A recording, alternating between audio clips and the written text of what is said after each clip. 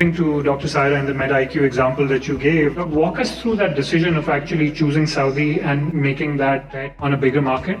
What's been the toughest part and what's been the most rewarding part of that? I think when we conceived the idea of MedIQ as a technology platform for healthcare, it's at that time you decide which market do you want to target. Is it the local market or the international market? We always wanted to be a regional player. So the idea was that we develop a product which is built in Pakistan but made for the global audience. Our aim right from the day one was to go not global, at least regional. And based on the findings which we have, the data which we have, we improve the stack further and then target a market which is ready immediately for the digitization. But I think it was a wise decision to move to Saudi 2 years back when the wave just started. It helped us develop the credibility initially. We had setbacks. It took us a long time to develop the credibility, but we were able to do so by being present on ground. And later on now it's helping us, the local partners, for example, like Sumaya, like we have Joa Capital, who's from Saudi,